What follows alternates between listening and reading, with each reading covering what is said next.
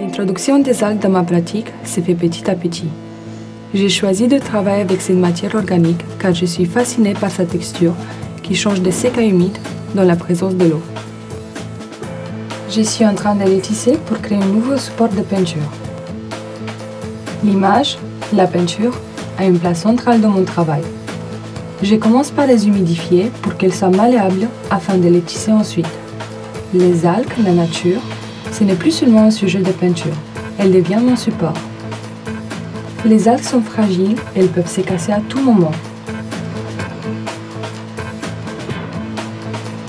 Cette fragilité renforce pour moi l'idée que je suis en train de travailler les vivants.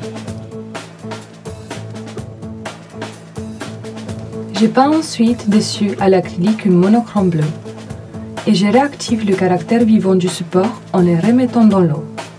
Pour moi, dans cette expérience, les sujets picturaux perdent son importance. Les processus et les supports prennent le dessus. Je suis très curieuse de voir comment cette matière organique va dicter l'évolution de ma peinture. Est-ce que la couleur bleue va changer? Est-ce que les algues vont pourrir et ainsi désintégrer la peinture? Quelle matière va influencer l'autre, l'artificiel ou les vivants?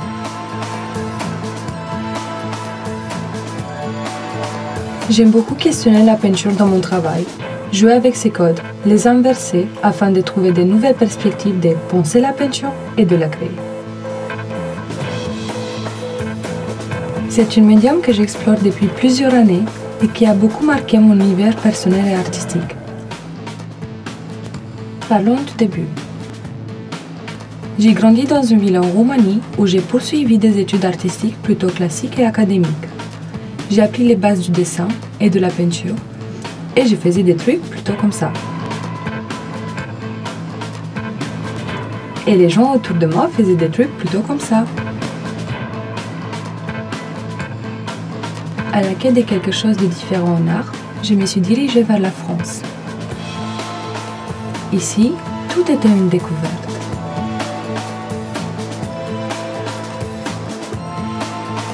J'ai commencé à expérimenter, à jouer avec les matériaux. J'ai découvert ces gens-là. J'ai appris à donner une grande importance à chacune de mes gestes, au choix des matériaux, au processus. Ce titre a généré une série de peintures que j'ai réalisées lors de la première et deuxième année à Esba Moko. Je voulais créer une peinture sensible, très chargée émotionnellement. Je voulais peindre un souvenir, l'émotion du souvenir, les souvenirs d'une émotion, donc en quelque sorte, peindre quelque chose qui est invisible.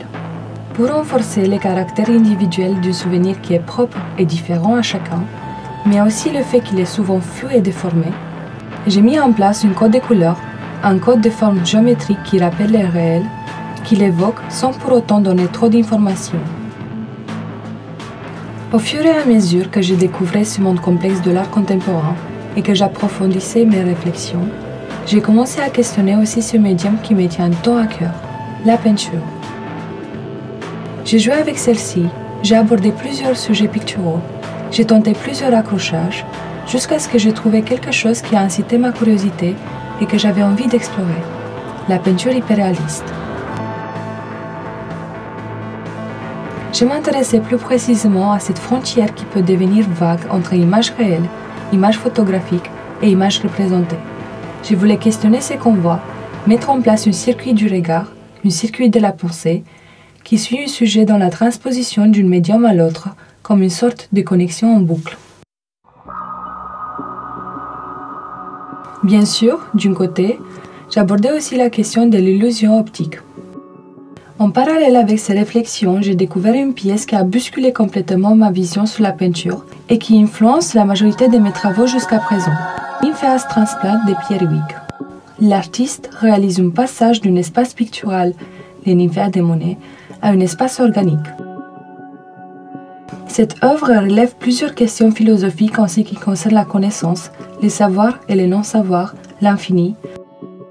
Mais je voudrais surtout m'appuyer sur une citation qui illustre plus précisément ce qui m'a le plus impacté dans la réflexion autour de cette œuvre. Pierre Huyghe a précisément choisi chaque composante animale, végétale, minéral, pour ses apparences et aptitudes, habits et habitudes, réalisant un tableau avec les pigments et les formes de la nature elle-même. L'aquarium lui offre un cadre parfait et la lenteur de circonvolution marine préserve la qualité picturale de l'ensemble. Cependant, l'interaction et l'évolution des divers éléments échappent à son contrôle. Laissé au hasard ou à la nécessité, à un avenir incertain et imprévisible. L'intention de l'artiste se confond alors avec les forces de la nature. L'intention de l'artiste se confond avec les forces de la nature. Pour moi, la découverte de Nymphaeans Transplant a été comme une sorte de révélation. Et si je pourrais créer une peinture qui évolue, qui change, organique, une peinture vivante, donc éphémère? J'ai fait en premier lieu des tests avec de l'eau. J'ai essayé de jouer avec les caractéristiques de ce matériau, de le figer, de le colorer, de le représenter d'une manière absurde en peinture. Ensuite, j'ai réalisé une installation avec de la gélatine colorée à l'encre, disposée par terre, avec l'intention de créer finalement une peinture qui va évoluer en temps réel par l'intervention du spectateur.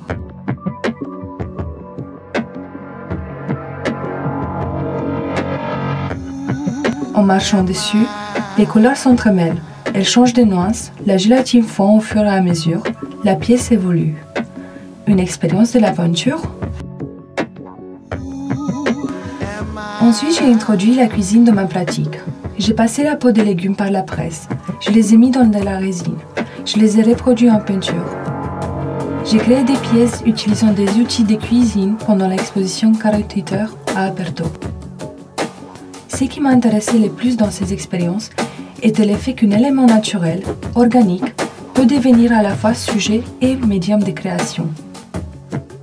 J'ai réalisé une série de 6 peintures hyperréalistes représentant une soupe que ma grand-mère me faisait quand j'étais petite.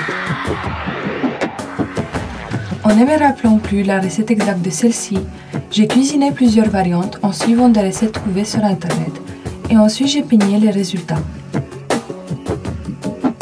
Comme j'utilisais des ingrédients différents, cela donnait des résultats différents, donc des compositions différentes, donc des peintures quasiment différentes aussi. Donc il s'agit d'une vraie peinture, dans une vraie bol, sur une vraie table, mais d'une fausse soupe.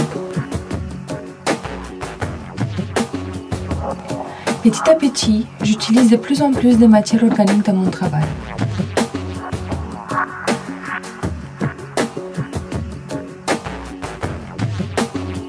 Celles-ci m'ont ouvert un champ de recherche sur la biologie, sur la biotechnologie, le bioart, les mots-stars, et enfin, même la médecine traditionnelle ou clinique, une autre passion que j'explore à côté.